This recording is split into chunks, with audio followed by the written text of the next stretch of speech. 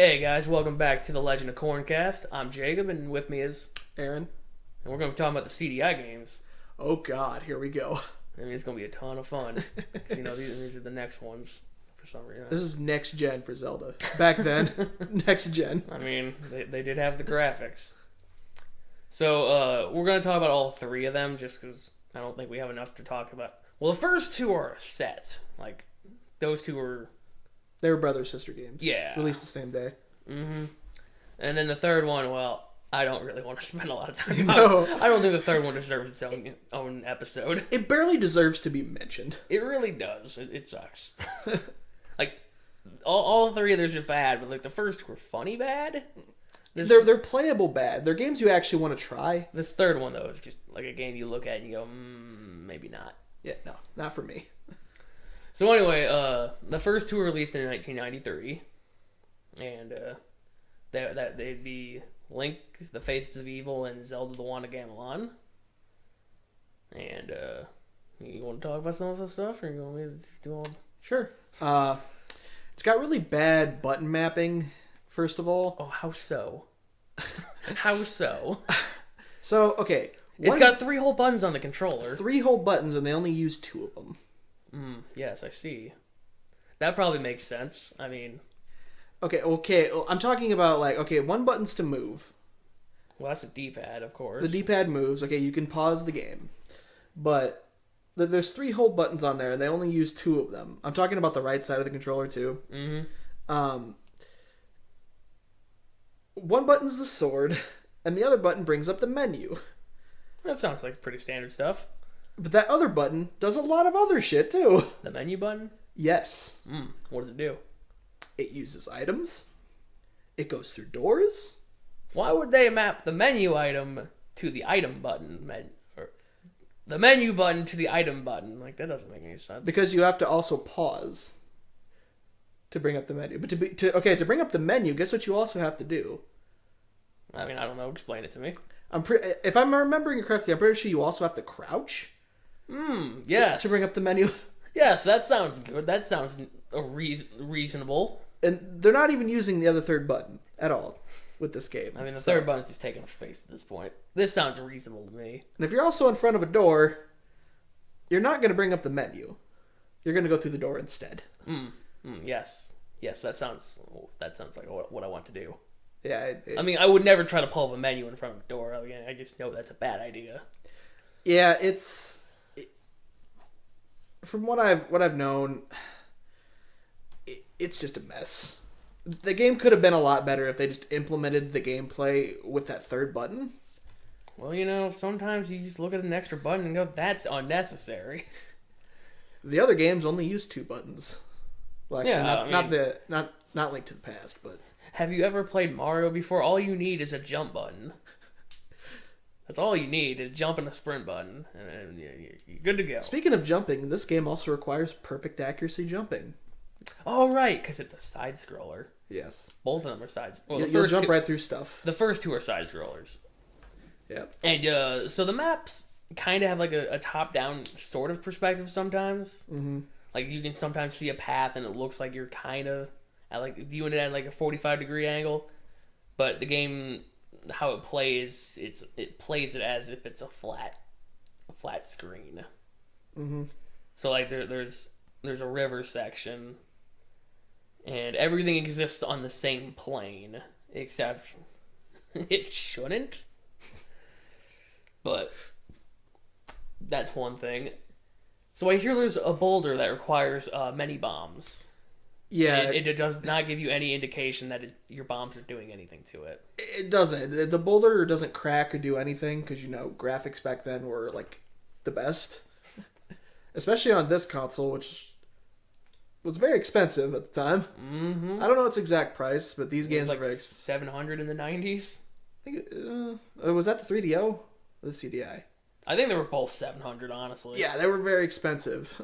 They were more expensive than, your Super Nintendo, which had, Link to the Past on it. Yeah, and they would shit on Nintendo and Sega, which, were actually great consoles. Oh, yeah, wasn't that the advertising thing? Baby toys? Yeah, time to put the toys away. It's the CDI time. And nobody ever owned these consoles. Was that the 3DO that did that? One of them did that. One of them did that. Yeah, I was getting confused. But yeah, you think you're not doing anything to the boulder. So you keep throwing bombs at it, and you're like, okay, this is doing nothing. So you walk away, and you're like, this isn't working. So your first instinct is, I'll just keep chucking bombs. Guess how many it takes. My first instinct, if a bomb doesn't blow something up, is to bail. Like, if it doesn't blow it up, then like it doesn't blow up. Because in A Link to the Past, like the cracked walls, you drop one bomb on them, they blow up, and This also isn't a huge boulder. It's actually pretty small. Yes. So go on, enlighten us. How many bombs does it take? 10. That sounds reasonable. 10 bombs. That sounds incredibly reasonable. And you can buy these bombs, right? Like you can. Yeah. So rupees are very required in the CDI games. Yeah, because you gotta buy ropes and lantern, and not the enemy ropes, actual ropes. And you also can't just pick them up by walking into them. You have to shank them with your sword. The rupees? Yes. I'm sorry. The rubies? Yes. Yes, they're not rupees. They're rubies. This game got it right. They're rubies. Yes. Rubies with a B. Yes. And they don't follow the same color scheme as that the rupees follow. Because I think the red ones are worth 1. The reds are worth 1. The greens are worth 5. And I think blue is worth 20. That doesn't make any sense. That's stupid. You had it right there in front of you, and you're just like, nah. So, in addition to farming materials by buying them, you also have to farm them from enemies. Like, there's snowballs and fireballs in each game, respectively, that you need to basically just wait and pick them up from enemies. Mm-hmm. I don't remember what you farm them for, though. I think snowballs can beat fire enemies. Oh, yeah, and fireballs can beat snow enemies. Again, we're just going to clarify, we haven't played these games. I don't know if there's a way to emulate them. There probably is, but I'm not tech savvy enough to download an emulator. And to get this console and these games, it's going to cost thousands of dollars. It's very expensive. Yes. Very expensive for, 3 games. Especially for hardcore Zelda fans. For some reason, they're very desirable. Well, it's part of a collection. It's a collector's item. Yeah, I get it. Yeah. For some reason, Zelda's adventure is desirable. Okay, let's see. So, going back to the issues of opening and closing doors, I know there's rooms that you can open and you can go into it and there's just dudes hucking spears at you. And you will have no time to react to it. And you also don't have iframes, so they can just tear through your health bar. Yeah, are you talking about the room? The room is where you get the lantern, too. If we're thinking of the same room. I just know that there's a room in one of the towns, and there's just a dude on the second floor who's got spears, and a guy on the first floor who's got spears. I think there's 3 of them. One's chugging them from the second, and they all hit you, but you have to get to the one on the first floor before he drains all your health. Yeah. And then you got to climb the rope and get the second one. I think they die in one hit, though. I would hope so. Yeah. Especially since, you just walk in and boom, spear to the face. Yeah. Another thing with the door, keep in mind, this is when after you have the lantern, you walk in, and if you're in front of a door and try to open the menu, you can't. Yeah. Because you'll go through the door. So you need to feel your way in the dark before you can actually pull out the lantern. Could be a hole, or like something like a story that you'll fall to your death. Mm-hmm. Like, does that sound fair to you? Yes. Sounds like quality. So you have to walk away from the door to use the lantern. And keep in mind, that door, you don't know how big that door is, because it's not like Zelda 1 where, like, it's dark, but you can still kind of see a little bit. It's pitch black. Yeah, it's got some shading issues. Sometimes the door doesn't look like a door. Sometimes, like, you look at it and you go, okay, that's just part of the wall. And then it's, nope, it leads you to a different room. Mm-hmm. I suppose the meat and potatoes of this game are the cutscenes. There's a few good ones. Yeah. Specifically when you kill Wizrobe. He's just like, you killed me! Good. I mean, that's how I would feel. You say that when you kill somebody? You say good? Well, I mean, they first have to respond with, you've killed me. Yeah. And you just melt. Yeah, Just... And your heart's just laying there. Let's see, I do like the one, I think it's, I don't actually know what the enemy is. It's either a Dark Nut or some sort of golem.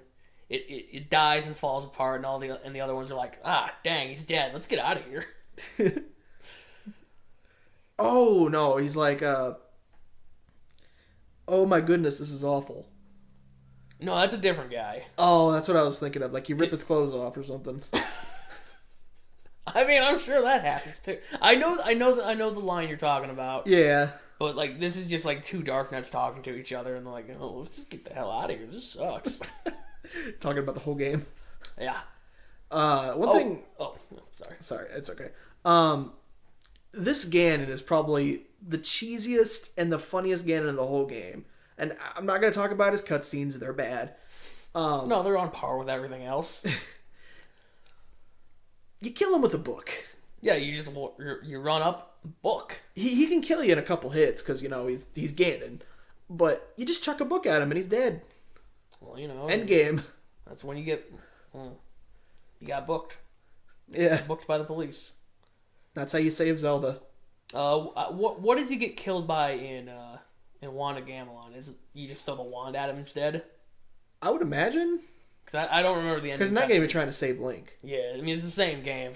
It's kind of reversed. Role reversal. Yeah.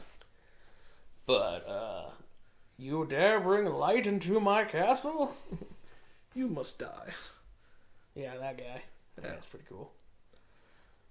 The same with items. Yeah, you need ropes more than anything, and like the rendering and the pop-ups are really bad for them. I don't know if we've touched this yet. Probably not.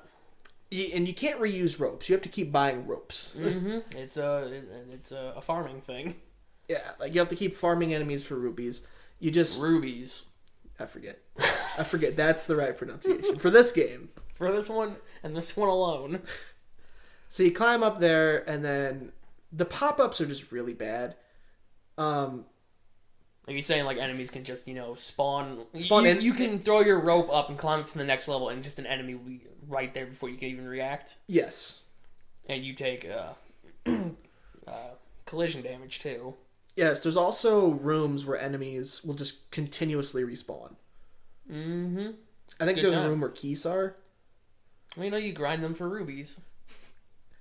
I don't remember exactly what they are, but like you're trying to escape this room, and like you literally have to take damage because they just keep on coming. Take damage to save time. It's awful. But honestly, if I owned this game, by some miraculous miracle or inconvenience, I'm very inconvenienced by the fact that I own a CDI. To be honest, I know somebody. I don't know. No, they own a 3DO, and I was like, "You own a 3DO? How?" That sounds more unfortunate, honestly. Because like the 3DO doesn't have any like the 3DO came and went. Nobody says anything about that one. We all talk about the CDI. But anyway, is that all we got for the first two? Yeah, I think that's the entire list. Are we gonna separately rank these games? We'll rank them all at the end. We'll rank the first two together. We'll rank Faces of Evil and Wand of Gamelon. That's what I thought. Because I feel like that's one package. Okay. And then this next one, Zelda's Adventure. Oh God. This atrocity. Released in 1994, 8 months after the first two.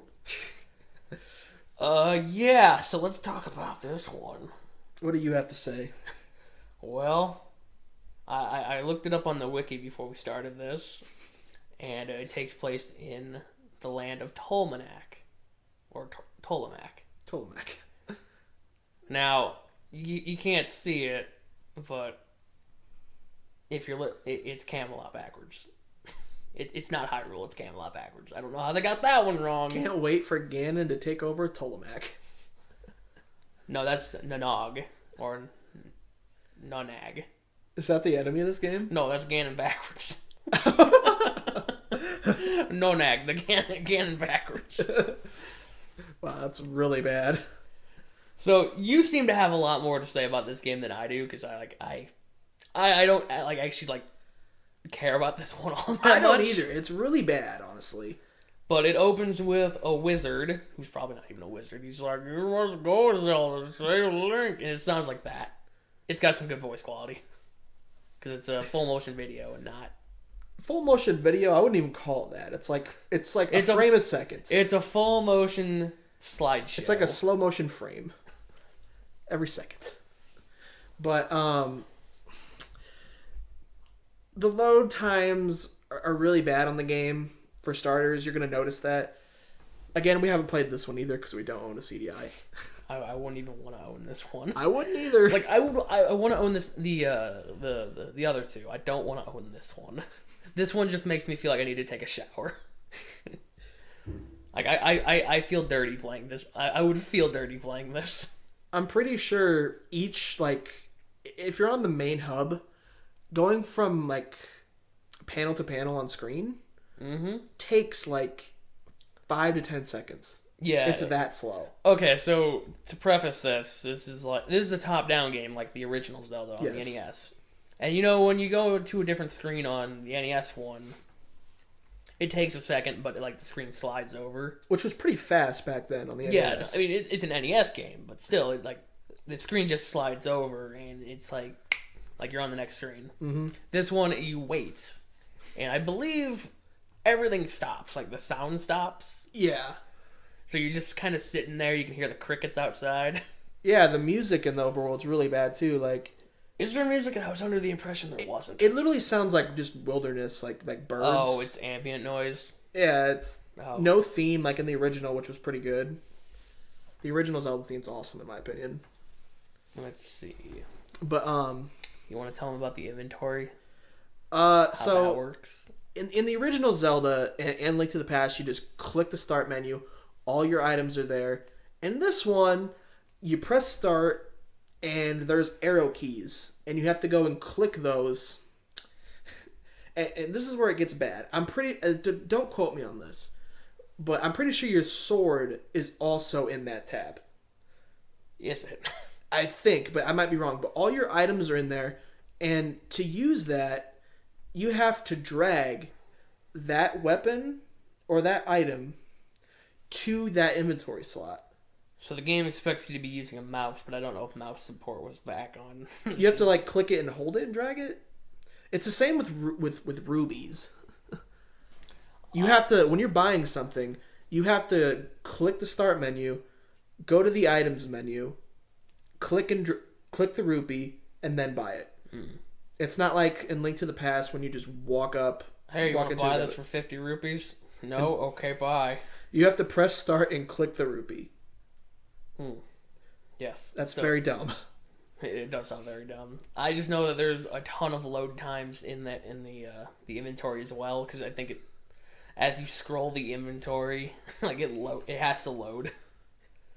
Yeah, the load times in the menus are really bad too. So like you go to your inventory and a full minute later you get back to the game. Yeah, the gameplay pacing for this one is just very slow and bad. Yeah. So, let's see, what do we got on this list? The dungeon mapping is really bad too. Like in the original would take you from one side of the map to the other. I'm talking about Zelda 1 here. So you would still know where you're at if you had the dungeon map. Mm-hmm. But here, you'll just teleport somewhere else. Oh, so it's like an MC Escher painting? Kinda. You go to the left and somehow you come out from the bottom. Yeah, it just doesn't do a good job of telling you where you went. Because the dungeon map itself, like the layout, is just really done poorly. Speaking of the dungeons, though, the one thing I will give credit to this one that the other two CDI games didn't do is this game's got a whole slew of original bosses. They're not good. Oh, like they're not called anything in the... Yeah, no, they're completely original. I know the original has like main series enemies like the Dongos and Goma. I remember looking at the boss list back like 10 years ago, and they were... It was just a whole list of enemies I've never heard of. So, I mean, at least they got, like, exclusive bosses. I mean, they got that going for it. I believe one of the bosses just looked like Satan. Really? I think so. I should look it up real quick. You keep entertaining them with this. Like we said, this is a top-down, like the original was. And but it doesn't get top down right. Okay, so like you do collect rupees, but you have to wait for them to hit the ground. And that takes like a few seconds after you kill an enemy. Also, there's this water quest where you have to literally go pick up this water at the source of the river for this guy. And I'm pretty sure what you have to do is click the bottle in your inventory when you get to the river, and then it disappears from your inventory at the other side of the river. But it's like still on your screen, but it's at the clear other side. Like, that just doesn't sound like traditional Zelda, in my opinion. Okay, so going back to the bosses, I was incorrect on Satan being a boss, but Ganon looks a whole lot like Satan. That's supposed to be Ganon? That's Ganon. He literally looks like the devil. He kind of looks like a Mortal Kombat character too. He kind of looks like Shao Kahn. I think that's the one. That's funny. But like you've got a dude named Lort, Pasquinade, Aviana, Malmord, Agwanda, Ursor. He's a bear. A bear? Let me see that. It's probably Ursor. Well, at least these aren't like traditional Zelda enemies. They made up their own. I mean, Agwanda's a blob, but like, and then there's Warbane the dragon. So I mean, like the bosses are somewhat original, and even the mini bosses are. This didn't sound like it was meant to be a Zelda game, but they turned it into one at the end. You remember what the Pole's voice looked like in Zelda 1, where it was kind of cute? It was like a bunny rabbit. Yeah, it was like a bunny rabbit. Oh my god. I like how there's an enemy that's literally called just a sea monster. Yeah, you know, sea monster, everybody's favorite Zelda enemy. But man, Pole's voice just looks like a goblin head in this. I don't like it. It's staring at me. So, just like in the other CDI games, collecting the rupees is tedious. Because while in the first game, or in the first two CDI games, you had to stab them, which was stupid. You couldn't just walk over them. Are you talking about them when you have to wait for them to hit the ground? Yes. I just said that. Oh, did you? Yeah. Oh. Whatever. I guess I just tuned you out when I was looking at like... yeah, you completely zoned when I was looking at Satan Ganon. Anyway... the ruby collection is tedious. Also, the top-down perspective, like I said, is really bad. Like, you can't tell... The shading of it is also bad, kind of like the first games. Like, you can't tell what's an entrance sometimes and what's not. Like, it looks like... there's some things that look like an entrance to a cave and some don't. Yeah, one of them... I remember one just looks like it looks like a crevice. Like... It looks like if you were to go up to it, you would fall and die. And then it's just like a cave entrance. There's something that looks like part of the background, but then sometimes it's just an entrance to a cave. Yeah. Yeah. Yeah, it's great. So these games all have the qualification of there's no grass cutting and no pot breaking. So that's cool. Yeah. Take out the pastimes, whatever. I mean, you are Zelda for 2/3 of them. Yeah, but still, Link has, like, an aggressive hate boner towards grass and pots. That is true. There's also no horse. Well, you know you are Zelda for 2/3 of them. Oh, yeah, you also aren't. You also don't get the horse till the next game. I was going to say, also, you know, the mounts didn't become a staple until the next game. I don't think... Is there a magic meter in these games? I don't think there might... I don't know. There might be one in Zelda's Adventure. I doubt there's one in the CDI games. Or the other two. Yeah. But for the most part, I think Link's Adventure and Wanda Gamelon are playable. They're bad, but like I would give them a try. But Zelda's Adventure is just one that does not look appealing in any way. No. Not in the slightest. This looks like a mistake that never should have happened. Yeah, it really does, and that's saying a lot considering the Faces of Evil and I want to know how much these sold at. Was it like $60? I don't know, because the 90s were all over the place in prices. Yeah, pricing was different because like it wasn't like what we have today. Sony, Microsoft, Nintendo, like 3 choices or PC. Like there was a lot of consoles back then. Yeah, and most of them were bad. Yeah, I mean Sega and Nintendo were pretty consistent, but. Yeah, and Atari. I'm looking it up right now to see what they oh, that's cool. So I found one that lists the current prices for games. Yeah. And good luck. The Zelda, I think that's Zelda. Oh, okay, that's Wanda Gamelon. So it cuts off at Zelda the, and that's the lowest price I'm finding is 150. Yikes. Faces of Evil goes for 160, and Zelda's Adventure, 370. Oh my god. I don't know why you'd want that one specifically, but it's probably because it is more rare. Probably. But I would never want to personally own it. I'm not. I love Zelda. It's mostly the reason why we're doing this is because it's probably debatably both our favorite franchises. Not even debatably. Yeah, but we would both never want to play Zelda's Adventure, not even for fun. Did you know the CDI had an 8-year lifespan? 8 years? It was released in 1990, and it was discontinued in 98. The only other game I could name on that is Hotel Mario. There's a lot of games. There's a lot of... Because Nintendo sold them some rights. Hold on here. You know when I said at the beginning it was like $700 in 90s money? Yeah. Apparently it was initially priced around $1,000. Yikes. Equivalent to $1,800. Almost $1,900 in 2019. Well, now you really don't need to get it. So technically it would be cheaper today. Or would it be about the same? I mean, sometimes games were actually, if you think about it, games were kind of more expensive back then than they are now. Yeah, they were all over the place. It was wild. Because NES games were like selling at like $50. Yeah. Anyway, we're not here to talk about that. So yeah. Let's just throw some numbers on these and like wash our hands of this of the CDI. All right, what would you give Faces of Evil and Wanda Gamelon?